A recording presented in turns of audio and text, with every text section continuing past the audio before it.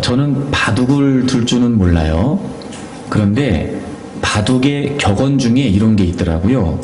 최선의 수비는 공격이다. 이렇게 돼 있더라고요. 제가 좀 찾아봤더니 그래서 바둑에서 수비라는 건 없다는 거예요.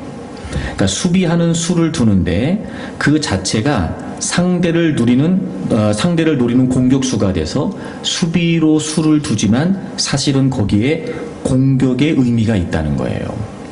상대가 이제 공격하는 수를 두게 되면 공격과 수비를 겸비한 수를 두어서 오히려 공격해온 상대방을 혼란스럽게 할 때 그 수의 영향력이 굉장히 파괴적이라는 거예요. 그래서 상대의 공격에 오로지 수비의 의미만을 갖는 수만 둔다면 그 공격을 방어할 수 없게 된다는 거예요. 그래서 결국 이길 수도 없다는 거지요. 우리가 보통 수비 그러면 좀 이렇게 소극적이고 혹은 좀 이렇게 수동적인 어떤 그런 의미를 갖기 쉬운데 사실 바둑은 그렇지 않다는 겁니다. 오히려 수비는 적극적인 공격이 된다는 거예요. 그래서 그 수비수도 공격의 수가 돼야 그 바둑을 이길 수 있다는 겁니다. 초대교회 사도들은 예수님을 전하는 것 때문에 당시 유대교의 교권주의자들에게 심한 핍박을 받아야 했습니다.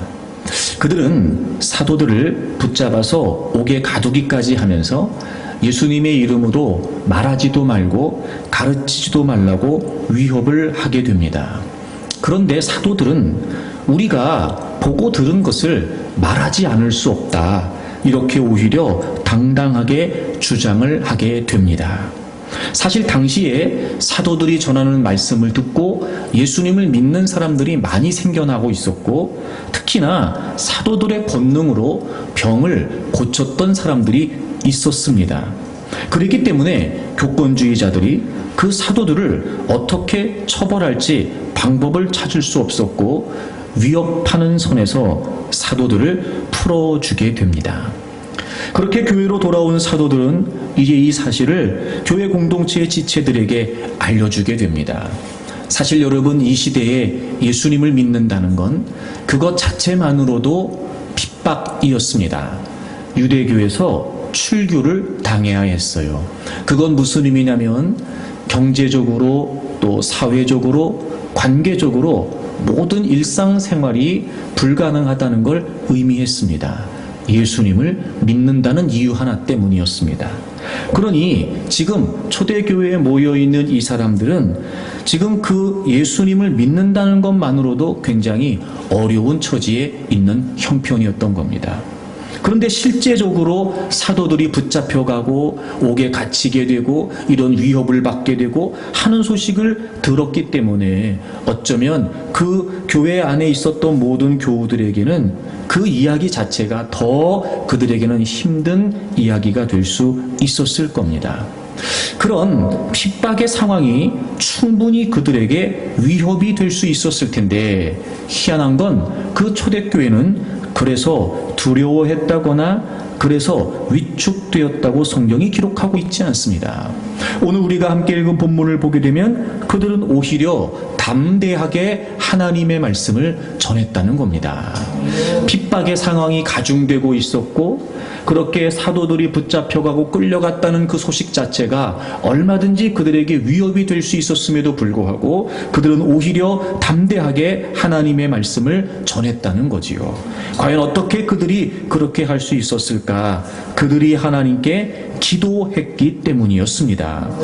오늘 사도행전 4장 23절을 보시면 사도들이 노임에 이렇게 되어 있어요. 제가 서두에 설명드린 내용이에요. 사도들이 노임에 그 동료에게 가서 제사장들과 장로들의 말을 다 알리니 제가 여러분에게 말씀드렸던 그 상황 그것을 다 교우들에게 이야기했던 거예요. 24절 그들이 듣고 한 마음으로 하나님께 소리를 높였습니다. 다시 말해 그들이 그 소식을 듣자마자 하나님께 기도하기 시작했습니다. 그리고 31절을 보세요. 빌기를 다하매 그들이 기도를 마쳤더니 모인 곳이 진동하고 다 성령에 충만했습니다. 그리고 담대하게 하나님의 말씀을 전했다는 거예요.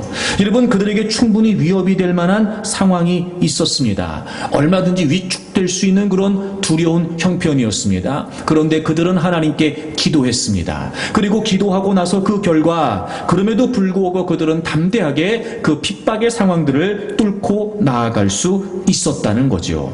결국 기도를 통해서 그들은 그 위협의 상황들을 극복하고 승리할 수 있었습니다. 아멘.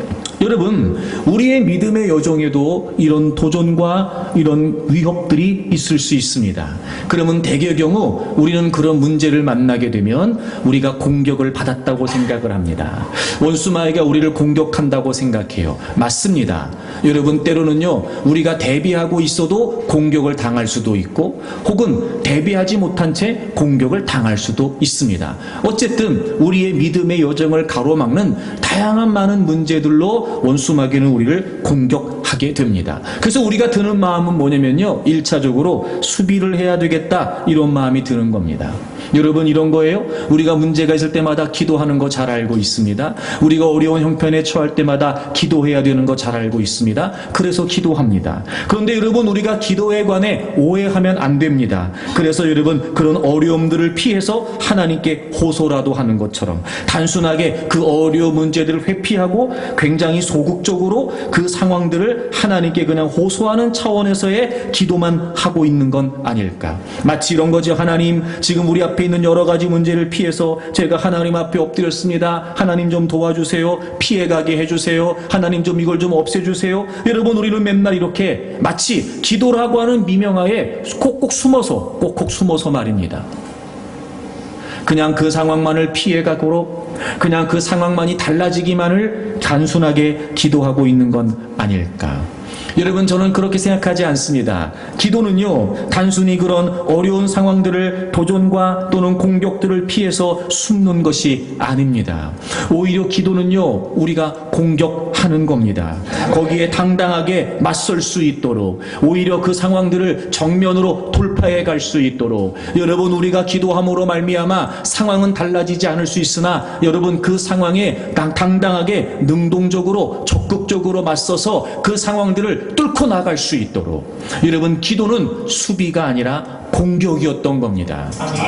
오늘 초대교회가 그랬던 것처럼 말이죠.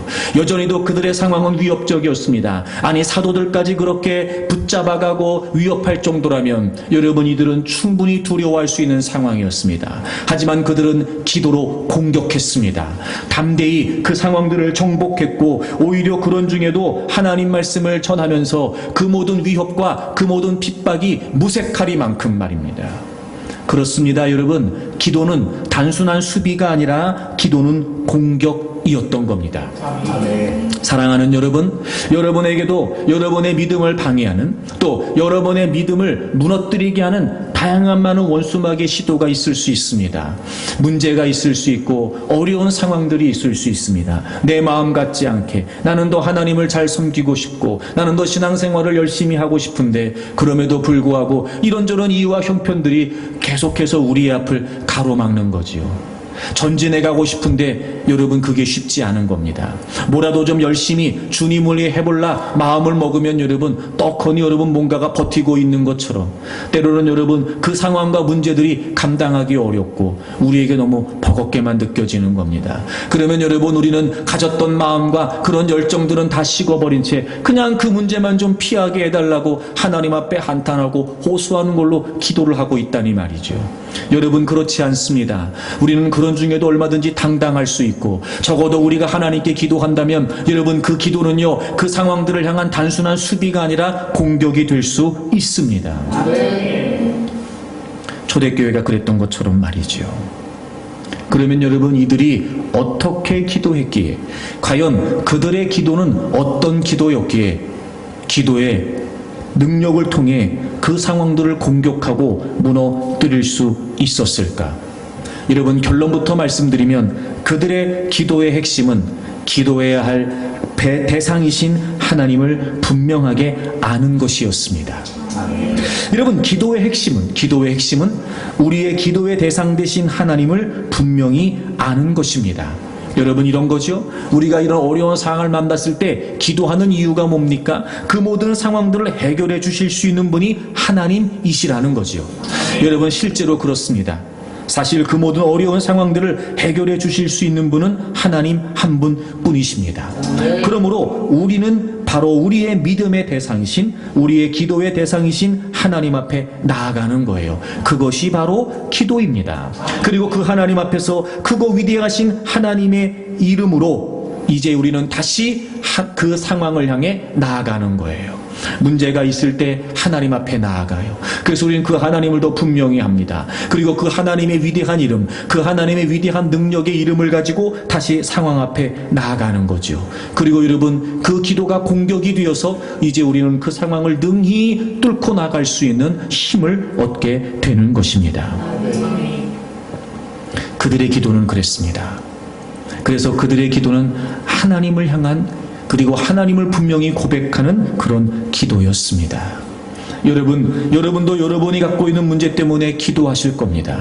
여러분이 상황을 좀 해결해 보기 위해, 여러분의 문제들이 좀 해결되기를 원하는 마음으로 여러분도 기도하실 겁니다. 여러분, 기도의 핵심은 다른 데 있지 않습니다. 우리가 기도로 공격한다는 건 다른 의미가 아닙니다. 우리의 기도의 대상이신 하나님, 그분을 더 분명히 하는 것입니다.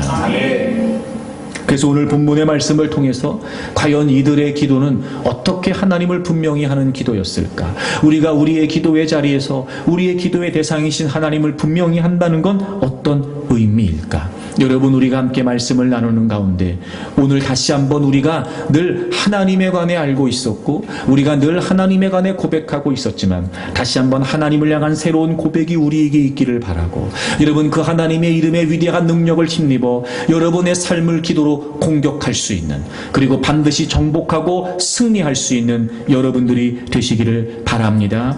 그러면 여러분, 우리의 기도의 대상이신 하나님은 과연 어떤 분이실까요? 오늘 본문을 좀 보시겠습니다. 24절, 우리 24절을 같이 읽겠습니다. 사도행전 4장 24절 다 같이 읽겠습니다. 그들이 듣고 한 마음으로 하나님께 소리를 높여 이르되 대주제여 천지와 바다와 그 가운데 만물을 지은 이시오. 아멘. 그들이 첫 번째 하나님을 향해 고백합니다. 여러분, 그들은 지금 충분히 두렵고 그리고 불안한 상황이었습니다. 근데 참 희한한 사실은 그들이 하나님께 기도하면서 단순히 우리의 상황이 이렇습니다, 우리의 문제가 이렇습니다, 아이고 하나님, 이렇게 기도하지 않아요. 참 여러분, 놀라운 사실은 그들이 기도를 시작하면서 바로 하나님을 향해 고백하고 있다는 겁니다. 하나님께 소리를 높여 이르되 대주제요, 대주제요. 여러분, 여기서 이 대주제라고 하는 말은 절대자, 이런 뜻입니다. 절대자, 모든 것을 주관하시는다는 의미를 가져요. 모든 것을 주관하신다. 하나님이 모든 것을 주관하시는 분이라는 거예요. 그리고 천지와 바다와 그 가운데 만물을 지은 이시오. 하나님이 모든 만물을 지으신 창조주이시라는 겁니다. 첫 번째, 이들의 기도에 있어서 하나님을 향한 고백은 무엇이었냐면, 하나님은 모든 것을 다스리시는 분이시라는 거예요. 그분이 창조하셨고, 그리고 그분은 지금도 살아계셔서 주관하십니다. 모든 것을 하나님께서 다스리시는, 주관하시는 대주제이시라는 거지요. 그렇습니다. 여러분, 우리가 기도할 때 기도로 공격한다는 게 무슨 의미냐? 하나님이 어떤 분이신지를 분명히 알고 그 하나님의 이름으로, 그 하나님의 능력으로, 그 하나님의 이름의 힘으로 우리가 그 상황에 맞서는 거예요. 그러려면 여러분, 하나님이 어떤 분이신지를 우리는 분명히 알아야 됩니다. 사랑하는 여러분, 여러분의 기도의 대상이신 하나님, 여러분이 그토록 부르짖는 그 하나님 말입니다. 그 하나님은요, 모든 것을 창조하시고 지금도 주관하시는 대주제, 절대자 하나님이십니다. 우리가 믿는 건 그걸 믿는 겁니다. 하나님이 저를 만드셨지요. 하나님이 저를 주관하시지요. 하나님, 그런 하나님께서 저의 모든 상황도, 저의 모든 형편도, 저의 모든 문제까지도 하나님께서 주관하신다는 걸 제가 믿습니다 라는 고백으로 우리가 기도하는 겁니다. 창조의 문제, 이 주권의 문제는 사실 여러분, 우리의 삶의 근원의 문제이며 우리의 삶의 본질의 문제입니다. 하나님께서 사람을 만드실 때 하나님의 형상대로 지으셨고 하나님의 생명을 우리에게 불어넣어 주셨습니다. 여러분 그거 아십니까? 우리의 존재는요 원래부터 우리로부터 기인하지 않았습니다. 여러분 우리의 존재는 하나님으로부터 시작됐습니다. 내 삶, 내 생명, 내 존재, 여러분 이것의 이유는 결코 우리가 아니었습니다. 하나님으로부터 시작된 것이었습니다. 그러므로 우리의 본질은 하나님에게 있습니다. 우리의 삶의 근원은 하나님께 있습니다.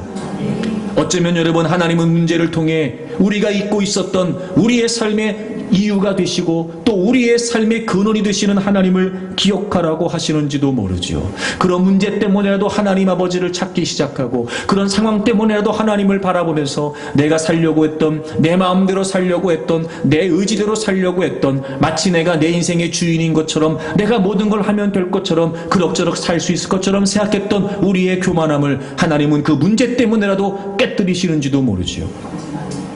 그때 우리는 고백하는 겁니다. 하나님, 그렇습니다. 하나님, 저를 만드신 분이 하나님이셨죠. 저를 여기까지 주장하신 분이 하나님이셨습니다. 이 문제 앞에 있게 하시는 분도 하나님이시고 이 문제를 이기게 하실 수 있는 분도 하나님이십니다. 그래서 제가 늘 여러분에게 말씀을 드렸어요. 여러분 우리가 기도할 때 놓치지 말아야 될 사실이 뭐냐? 문제 이전에 하나님이라는 겁니다. 문제 이전에 하나님. 여러분 하나님이 나를 만드셨다는 고백, 하나님이 나를 주관하신다라고 하는 고백, 여러분 그게 무슨 의미일까요? 그러므로 지금 내 앞에 놓여져 있는 이 모든 상황에 대한 해답도 누구에게 있다는 거예요? 하나님께 있다는 겁니다. 하나님께.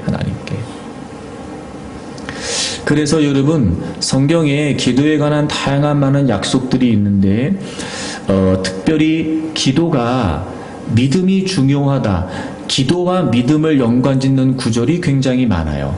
바로 그것 때문에 그렇습니다. 이런 믿음이라는 건 뭐냐? 우리가 하나님을 믿는다는 거죠. 더 정확히 말하면 하나님을 어떤 분으로 믿느냐는 거예요.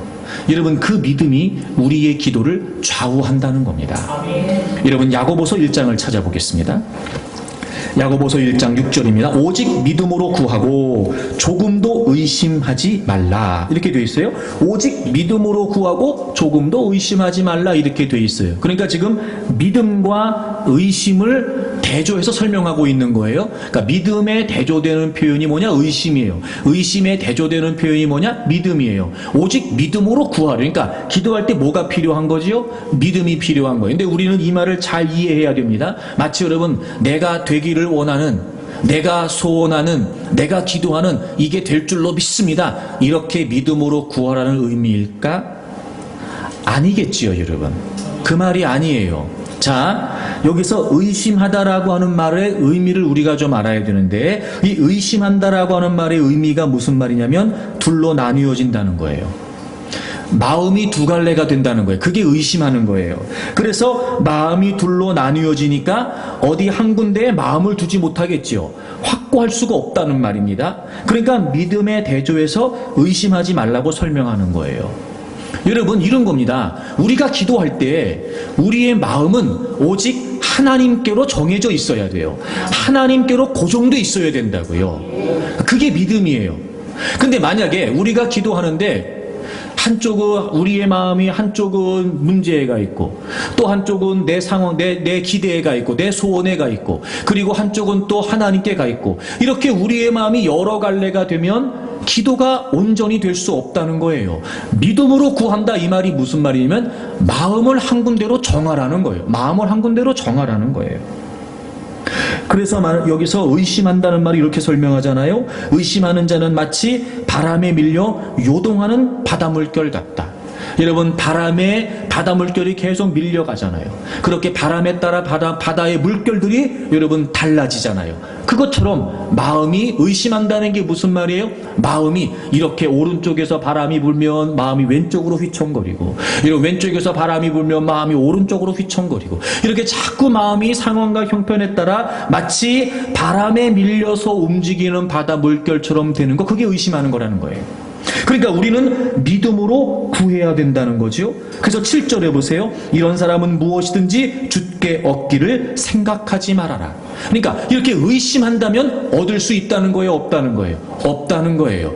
여러분, 의심하면은 하나님의 응답을 얻을 수 없다는 거지요. 8절 보세요. 두 마음을 품어 모든 일에 정함이 없는 자로다. 여기서 정한다는 말은 무슨 말이냐면은 확고하다는 의미예요. 정해진다는 말이에요. 그도 그럴 것이, 여러분, 두 마음을 품고 있으면 어디에도 마음이 정해질 수가 없는 거지요. 여러분, 이 기도에 관한 약속, 이 야고보서 1장이 우리에게 알려주고 있는 게 뭐냐면, 그러므로 오직 믿음으로 구한다는 건 무슨 말이에요? 우리의 마음이, 우리의 중심이 오직 하나님께로 향해야 된다는 겁니다. 여러분, 그분이 모든 것을 주관하시거든요. 여러분, 그분이 모든 것을 이끌어 가세요.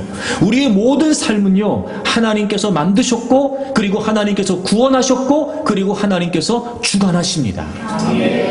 그러므로 언제나 모든 상황 앞에서 우리가 기도할 때마다 우리의 마음은 어디를 향해 있어야 되느냐? 하나님을 향해 있어야 돼요. 아니, 더 분명하게 말씀드리면 우리의 마음은 우리의 모든 삶을 주관하시는, 우리의 모든 삶을 다스리시는 그 하나님께로 고정되어 있어야 합니다. 그럴 때 우리가 흔들리지 않아요. 여러분, 그럴 때 우리가 휘청거리지 않습니다. 그래야 하나님으로부터 응답을 받을 수 있다는 거예요. 그러면 어찌 보면 여러분, 우리는 끊임없이 하나님께로 우리의 마음을 고정하려고 하지만, 여러분, 원수마귀는요, 우리의 마음이 하나님께 고정되지 못하도록 자꾸 흐트러뜨리려고 하겠죠. 문제에 문제를 더 가져다 주기도 할 겁니다. 괜히 여러분, 이전에도 겪었던 문제일 수 있는데 괜히 그 문제가 불안한 겁니다. 이 상황에도 여러분, 그 상황이 점점 우리에게 무겁게만 느껴지기 시작하는 겁니다.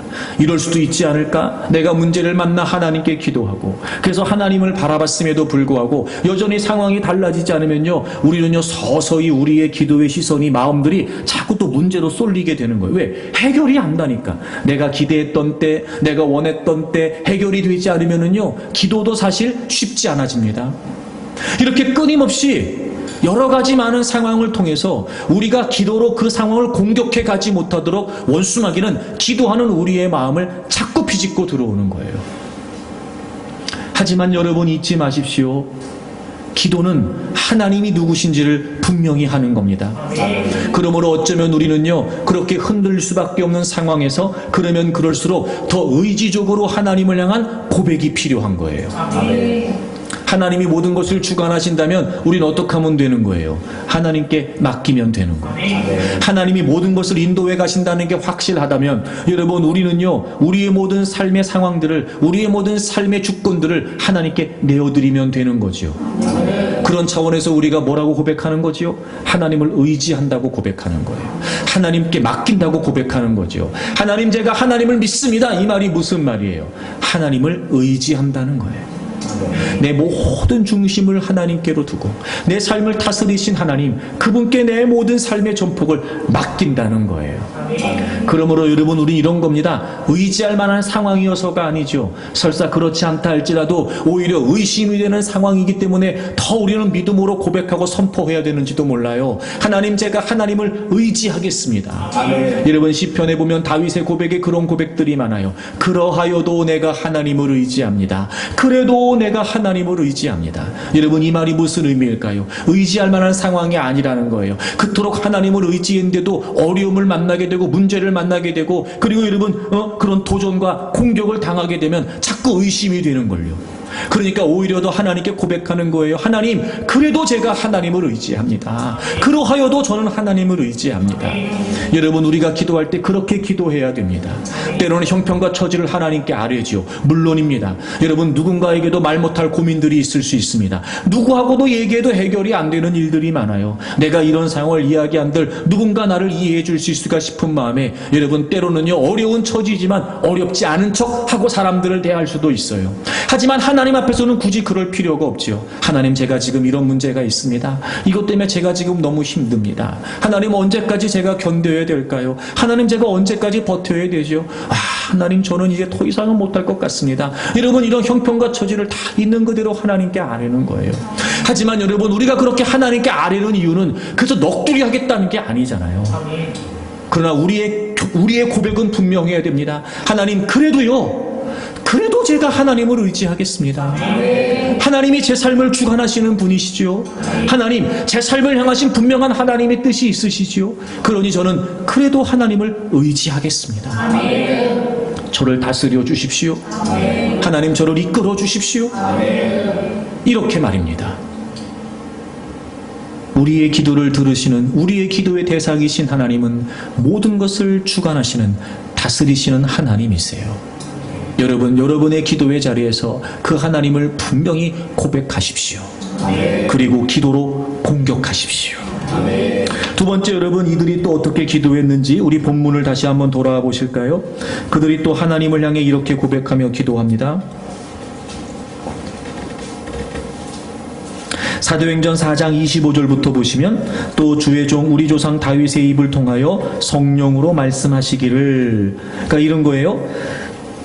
주의 종 우리 조상 다윗의 입을 통해, 그러니까 다윗의 고백을 통해 말씀하셨는데, 다윗의 입의 고백인데 그 고백이 성령으로 말씀하신 거라는 거예요. 그러니까 하나님께서 다윗의 입을 통해 말씀하셨다는 거죠. 그리고 어찌하여 이렇게 시작되고 26절 맨 마지막에 그의 그리스도를 대적하도다 하신 이로소이다 이렇게 되어 있어요. 하신 이로소이다. 그러니까 하나님이 어떤 분이시냐면 우리 조상 다윗의 입을 통해 성령으로 이렇게 말씀하셨다는 거예요. 그 25절과 26절에 인용되어 있는 내용은 시편 2편 1절 2절에 나와 있는 다윗의 고백을 그대로 인용했어요. 이 내용은 무슨 내용이냐면 예수 그리스도께서 고난받으실, 예수 그리스도께서 순환을 받으실 것에 대한 예언을 이제 다윗의 고백을 통해 하나님이 하셨다는 거예요. 하나님을 고백합니다. 하나님은 이런 분이십니다. 하나님, 옛적에 이런 예수 그리스도의 고난에 관해 다윗의 입을 통해 성령으로 말씀하셨지요. 하나님은 그런 분이셨습니다. 라고 고백하는 거예요. 여러분, 두 번째, 우리의 기도의 대상이신 하나님은 어떤 분이시냐면 말씀하시는 하나님이세요. 여러분, 하나님은요 자신의 뜻을 감추고 계시지 않습니다. 하나님은 하나님 자신의 뜻을 우리에게 말씀해 주시는 하나님이세요. 그렇습니다. 여러분, 우리가 기도로 공격한다는 게 무슨 의미일까? 그건 여러분, 우리가 기도하는 기도의 자리에서 우리의 기도의 대상이신 하나님을 분명히 아는 것입니다. 그분은 어떤 분이시냐면 하나님 자신의 뜻을 말씀하시는 분이시란 말이에요. 여러분, 잊지 마십시오. 여러분이 어떤 문제를 가지고 기도할 때마다 하나님은 여러분에게 말씀하실 겁니다. 하나님은 하나님 자신의 계획을, 하나님 자신의 뜻을 반드시 여러분에게 알려주실 겁니다. 그러니까 우리가 그 문제 때문에 기도한다는 게 무슨 말이에요? 여러분, 우리가 그 어려움 때문에 기도한다는 게 무슨 말입니까? 단순히 이거 피하게 해주세요, 하나님 이거 좀 어떻게 해주세요, 여러분, 이런 차원의 기도에 머무르면 안 됩니다. 그건 여러분 소극적인 수비의 기도일 뿐이죠. 아니요, 여러분, 기도는 그게 아니라니까요. 기도는 오히려 적극적으로 그 상황을 공격하는 겁니다. 그러므로 우리는 그 모든 상황 속에 담겨져 있는 하나님의 뜻, 도대체 하나님이 어떤 의도를 갖고 계시는 걸까? 이 속에 하나님은 어떤 뜻을 담고 계시는 걸까? 나는 지금 그 뜻을 모르니까 문제라고 여겨질 수밖에 없고, 나는 하나님의 의도를 다 알 수 없으니까 나는 정말 이 상황 때문에 힘들고 괴로울 수밖에 없지만, 그러나 여러분 보십시오. 그 상황 속에 담겨진 하나님의 뜻을 알 수 있다면 더 이상 여러분 그 문제는 문제일 수 없습니다. 그래서 우리가 기도하는 거예요. 왜요? 하나님은 말씀하시는 하나님이시니까요. 그러면 여러분, 우리는 이제 기도를 다시 정의해야 될 필요가 있지 않을까? 대개경 우리가 기도라고 얘기할 때 여러분, 우리는 뭘 생각합니까? 하나님께 말한다 이 생각해요. 근데 하나님은 우리가 기도할 때 말씀하시는 하나님이시라면 사실 여러분, 우리의 기도의 정의는 바뀌어야 돼요. 어떻게 바뀌어야 돼요? 듣는 거예요. 여러분, 기도는 말하는 게 아니고요, 사실 기도는 듣는 겁니다. 이런 거죠. 우리가 모르는 하나님의 뜻, 하나님께서 말씀해 주시지 않으면 우리가 깨달을 수 없는 우리의 인생을 향하신 분명한 하나님의 뜻. 여러분, 이 문제 이렇습니다, 저 문제 저렇습니다, 단순히 얘기하려고 기도하는 게 아니고요, 그 상황 속에서 도대체 하나님은 뭘 말씀하시려고 하는가? 나는 다 모르지만, 나는 다 예측할 수 없지만 분명히 하나님은 내 삶을 주관하시는 분이시니까, 내 삶을 향하신 분명한 하나님의 계획을 갖고 계실 테니까 하나님 말씀해 주세요. 여러분, 어쩌면 우리는 기도의 정의를 바꿔야 될지도 모릅니다. 사실 여러분, 요즘 이 커뮤니케이션, 소통이라는 게 굉장히 많이 강조되고 있는 시대가 됐어요. 제가 어떤 책을 보니까 심지어는 이렇게까지 얘기하더라고요. 성공하기 위해서는 입 다물고 경청해라. 이런 말도 있더라고요, 여러분.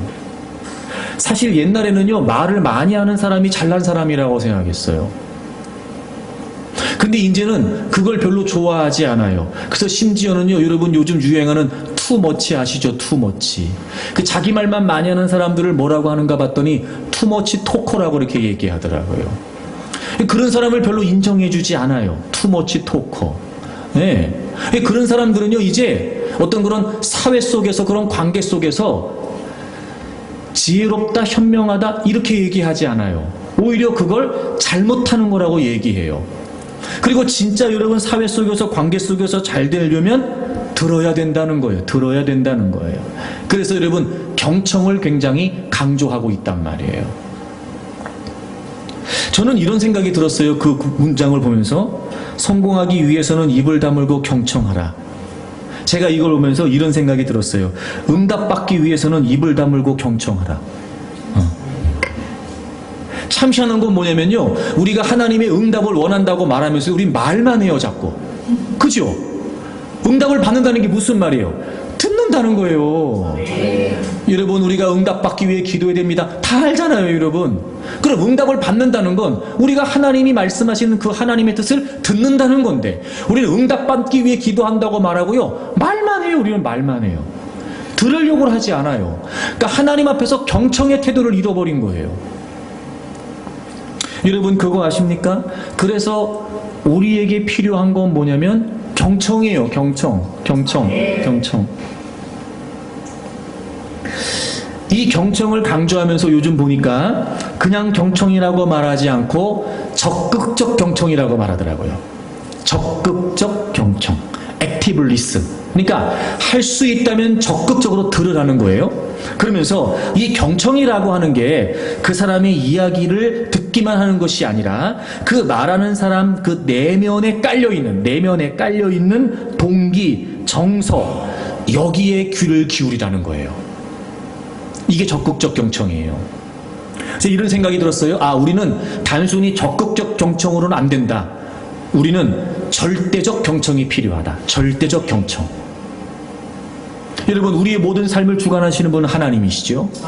그러므로 우리 앞에 있는 이 모든 문제에 대한 답은 하나님께 있어요. 하나님이 말씀해 주셔야 된단 말이에요. 그럼 우리는 어떻게 해야 돼요? 절대적으로 들어야 돼요. 이런 겁니다. 듣는다는 게 무슨 말이냐면 거기에 의미를 부여한다는 거예요. 그리고 내 상황이 지금 이래요. 때로는 여러분 그 상황에 대한 내 판단도 있을 수 있습니다. 그 상황에 대한 내 기대도 있을 수 있죠. 하지만 우리가 의미를 부여하는 건 무엇이어야 됩니까? 하나님이 말씀해 주시는 그것이어야 되는 거예요. 거기에 의미를 부여하는 거예요.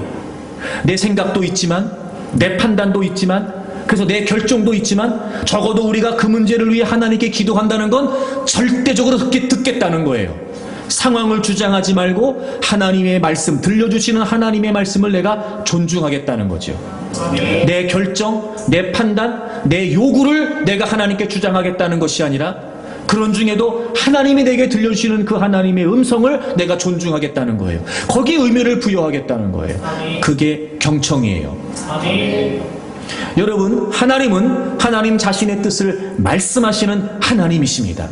제가 늘 여러분에게 그렇게 말씀드리죠. 여러분, 하나님은요, 우리 안에 행하시는 모든 일들을 우리 모르게 하시지 않습니다.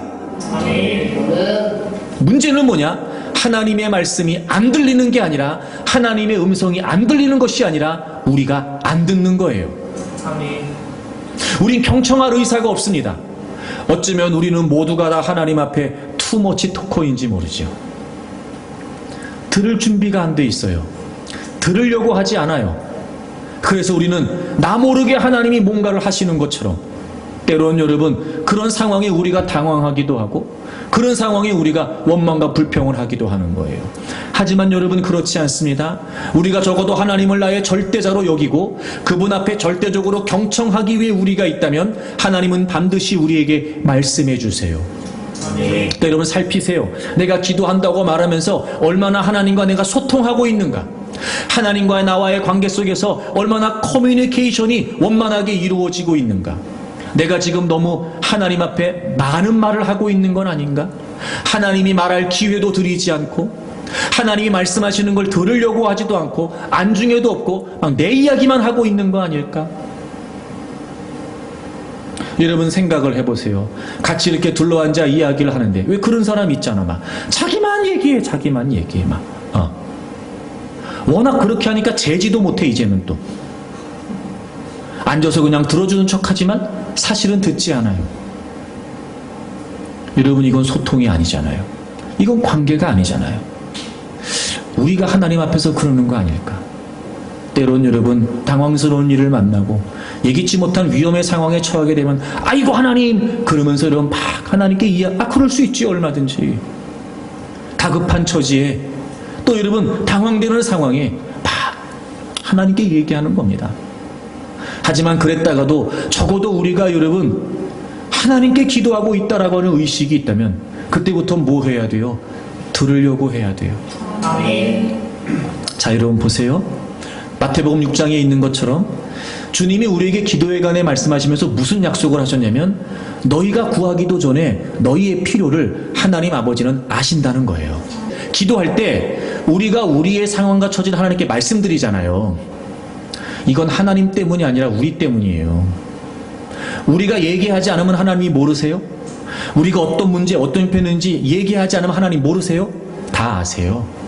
그러니까 이게 무슨 말이에요? 하나님은 다 아시지만 우리 때문에 들으시는 거란 말이에요. 하나님이. 그치요? 우리와의 관계를 위해서, 우리가 더 하나님께 가까이 다가오게 하시기 위해서, 우리와 하나님 사이의 친밀함을 느끼게 하시기 위해서 우리가 이렇게 저렇게 많은 말을 하는 걸 하나님이 다 들어주시는 거잖아요. 그러니까 우리가 하나님께 말씀을 드리는 건 모르시는 하나님께 자세하게 우리가 설명을 해서 아는 척을 하겠다는 의미가 아니라 적어도 내가 하나님과의 관계에 있어서 내가 말하지 않아도 주님이 다 아시지만 사실은 우리 편에서 하나님 편에서가 아니라 우리 편에서 우리가 얘기하는 거예요. 그걸 하나님은 다 어떻게 하시는 거예요? 들으시는 거죠. 그렇다면 이제 우리도 어떻게 해야 돼요? 하나님이 하시는 말씀을 들으려고 해야 된다고요. 들으려고. 그래서 하나님이 우리에게 성경을 주신 거예요. 여러분, 제가 분명히 여러분에게 말씀드릴 수 있습니다. 우리 삶의 모든 것에 대한 답은 성경에 있습니다. 문제는 우리가 성경을 읽지 않기 때문에 그걸 못 찾는 거예요. 반드시 하나님은 하나님의 말씀을 통해 우리에게 말씀하십니다. 성경을 통해 하나님은 우리에게 말씀하세요. 성경을 읽을 때, 말씀을 들을 때 우리 갖고 있는 생각을 바꾸어 주시고 우리가 갖고 있지 못했던 생각을 떠오르게도 하시며 우리가 말씀을 들을 때 잊고 있는 것들을 다시 회상하게 하시면서 우리가 하나님의 말씀을 대할 때 성경을 읽던 말씀을 듣던 이렇게 끊임없이 성경을 통해서 하나님은 우리에게 말씀하신다고요. 아멘. 여러분은 이 성경의 의미를 어떻게 생각하고 계시는지 모르지만 가히 이 성경은 그래서 우리의 삶에 절대적이라고 말해도 부족하지 않습니다. 그러니까 여러분 열심히 하나님 말씀을 읽으세요. 그리고 열심히 하나님 말씀을 들으세요. 제발 여러분 성경 읽지 않으면서 아는 척하지 말고, 성경도 읽지 않으면서 기도하는 척하지 말고, 성경 읽음도 않으면서 뭐 하는 척하지 마세요. 여러분 성경을 읽지 않고 하나님의 말씀에 귀를 기울이지 않고 하나님 말씀을 통해 하나님이 어떤 분이신지도 모르는데 뭘 여러분 하나님에 관해 이야기를 하고 하나님의 일에 관해 이야기를 할 수 있겠습니까? 오해하지 말고 들으십시오. 성경부터 읽으세요. 성경부터. 하나님은 우리에게 말씀하시는 하나님이세요. 그러니 여러분 이제부터 기도할 때 우리는 뭐 해야 된다고요? 들어야 된다고요. 여러분. 절대적 경청. 그래서 하나님이 하시는 말씀에 의미를 부여하세요. 여러분 어떨 때는요, 우리가 다 알지 못하는 중요성이, 무게감이 하나님의 말씀 안에 담겨져 있습니다. 어쩌면 하나님의 말씀 그 한마디에 우리의 생사가 갈릴 수도 있어요. 그렇게 하나님의 말씀을 무게감 있게, 그렇게 하나님의 말씀을 중요성 있게 우리가 들으려고 해야 됩니다. 그러면 하나님은 말씀해 주실 거예요. 그러면 우리는 그 기도를 통해 그 상황을 공격할 수 있죠. 하나님은 다스리시는 하나님이세요. 그리고 하나님은 말씀하시는 하나님이세요. 그리고 마지막 세 번째, 우리의 기도를 들으신 하나님은 어떤 하나님이시냐면, 여러분 오늘 본문 27절부터 좀 보실까요? 27절. 과연 헤롯과 본디오 빌라도는 이방인과 이스라엘 백성과 합세하여 하나님께서 기름 부으신 거룩한 종 예수를 거슬러, 이렇게 되어 있어요. 거슬러. 헤롯과 빌라도, 이방인과 이스라엘 백성, 이들이 합세를 했대요. 그래서 하나님께서 기름 부으신 거룩한 종, 여러분 누구실까요? 예수님. 그 예수님을 거슬렀다. 즉 예수님을 십자가에 못 박아 죽였다는 거예요. 여러분 잠깐 저를 보시겠습니까? 이 헤롯과 빌라도는 정치적으로 연합할 수 없는 세력이에요. 헤롯과 빌라도는요. 그리고 이방인과 이스라엘, 여러분 잘 아시죠? 이스라엘 백성들은요, 이방인들을 사람 취급하지 않았습니다. 이스라엘 백성들은요, 이방인들을요, 지옥의 땔감으로 여겼어요. 그 정도였어요. 그런데 이스라엘과 이방인, 그렇게 서로 종교적으로도 그랬고 종족적으로도 그랬어요. 이스라엘과 이방인은 연합할 수 없는 존재들이었어요. 근데 놀라운 일이 벌어졌어요. 그런 헤롯과 빌라도가 합세를 하고 이방인과 이스라엘이 합세를 했어요. 뭘 위해서요? 예수님을 십자가에서 죽이기 위해서요. 그게 겉으로 보여진 모습이었어요. 정치적으로 연합할 수 없는 헤롯과 빌라도가, 그리고 민족적으로 그리고 종교적으로 하나가 될 수 없는 이방인과 이스라엘이 짝짝꿍이 돼서 마음이 딱 맞았어요. 그래서 예수님을 십자가에 못 박아 죽였다는 거예요. 표면적으로는 그런 모습이었어요. 자, 그런데 성경에 보니까 그들이 이렇게 고백해요. 초대교회 교인들이. 우리 28절 다 같이 읽겠습니다. 28절 읽습니다. 시작.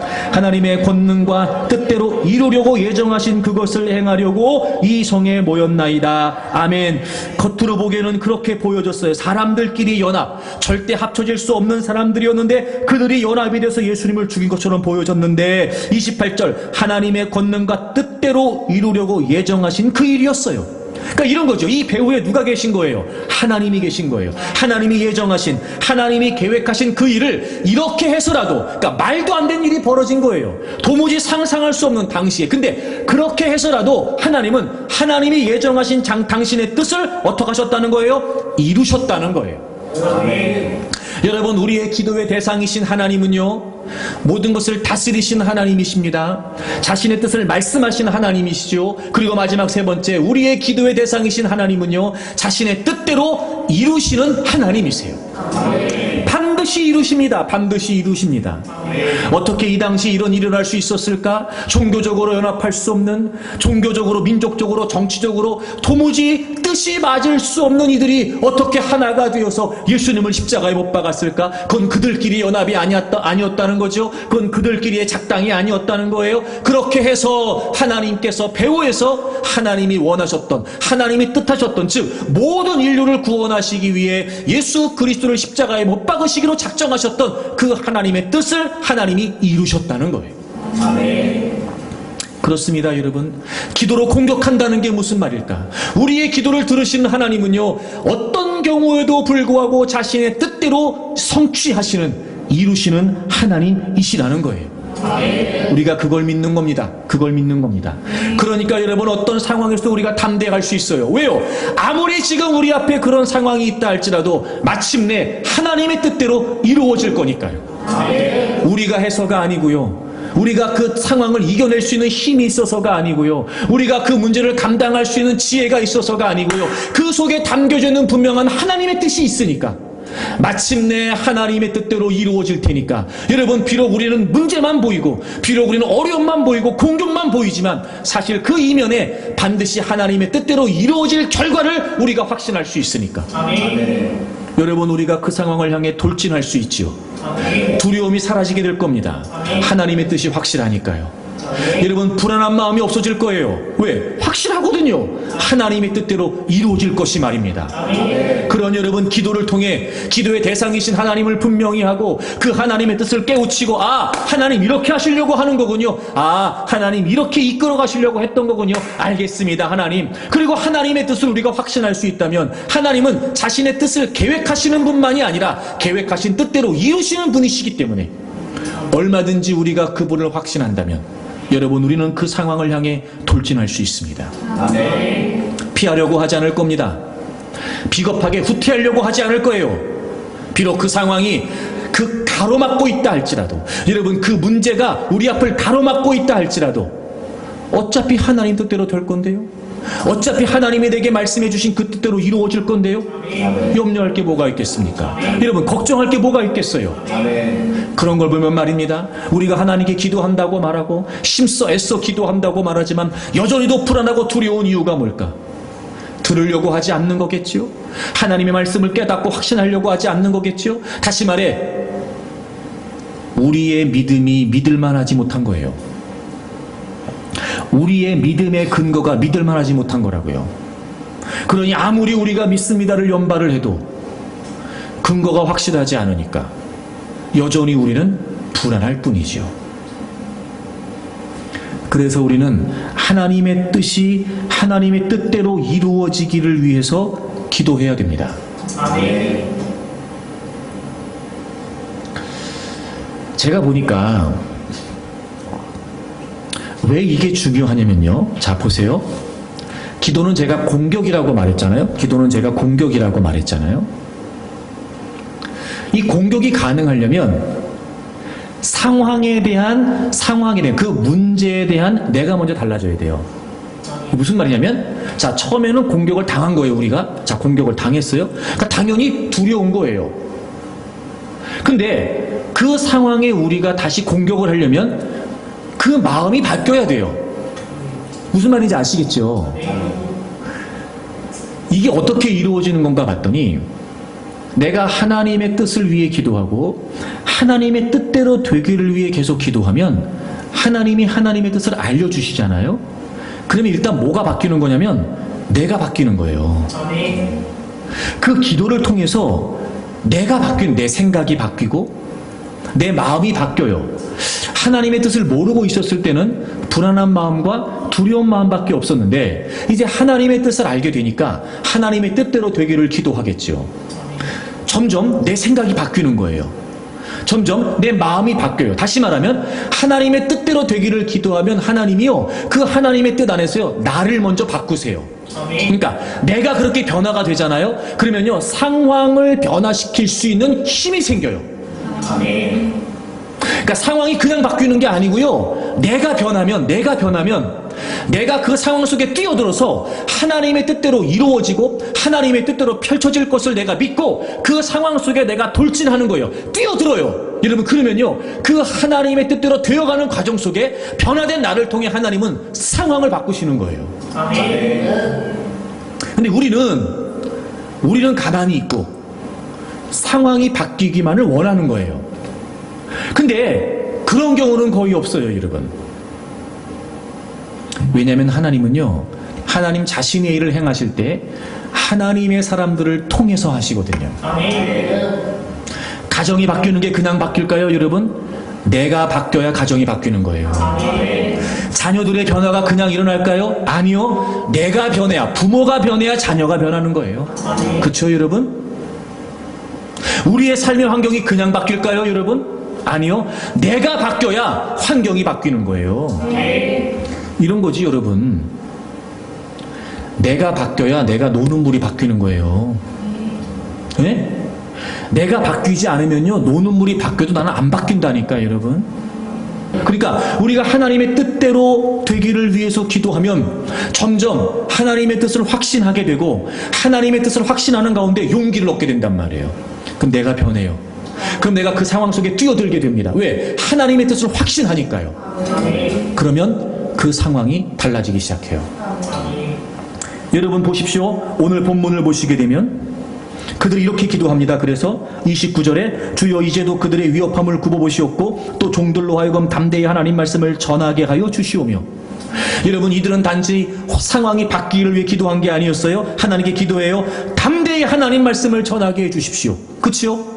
그래서 그들이 바뀌었어요. 하나님이 누구신지를 확신했고, 그런 중에도 여전히 하나님이 담대히 말씀을 전하게 해주시기를 원하는 마음으로 기도했어요. 31절 빌기를 다음에 무리가 다 성령에 충만했고 어떻게 됐어요? 담대히 하나님 말씀을 전했어요. 여러분, 그들은 하나님을 분명히 했습니다. 하나님이 어떤 분이신지를 더 확실히 고백했죠. 그리고 담대히 하나님 말씀을 전하게 해달라고 기도했어요. 비겁하게 기도하지 않았습니다. 비굴하게 기도하지 않았습니다. 오히려 그들은 하나님을 더 분명히 하면서 스스로가 변화되기를 위해서 기도했어요. 하나님, 상황은 이렇습니다. 근데도요, 우리가 담대히 하나님 말씀을 좀 전하고 싶습니다. 이렇게 말이죠. 그들이 하나님께 기도했더니 하나님이 그들을 바꾸셨어요. 그래서 그들이 담대히 하나님 말씀을 전했다고요. 상황은 그대로 있었으나 그들은 상황을 정복한 거예요. 상황은 그대로 있었으나 그들은 기도로 공격을 한 거죠. 그리고 마침내 굴복시킨 겁니다. 여러분, 저는 여러분의 기도가 그런 기도가 되기를 바랍니다. 여러분, 기도로 공격하십시오. 기도는 수비가 아니에요. 그러니 뒷걸음질 치지 마세요. 여러분, 위축되지 마십시오. 우리의 하나님은, 우리의 기도를 들으신 하나님은 모든 것을 다스리시는 하나님이시고 말씀하시는 하나님이시고 이루시는 하나님이십니다. 그 하나님이 우리의 편이십니다. 여러분, 그 하나님이 우리와 함께 하십니다. 그러니 우리가 그 하나님을 바라보고, 그리고 하나님으로부터 용기를 얻어 하나님의 뜻을 확신하고 우리가 힘과 능력을 얻어 여러분, 당당히 그 상황을 향해 나아가십시오. 다 정복될 겁니다. 변화될 겁니다. 돌파될 겁니다. 그리고 마침내 거기에 우리가 승리의 깃발을 꽂겠지요. 여러분의 기도가 공격이 되기를 바라고, 어떤 문제가 놓여있다 할지라도 담대하게 그 상황에 맞서서 정복하고 승리하는 분들이 되기를 주의 이름으로 축복합니다.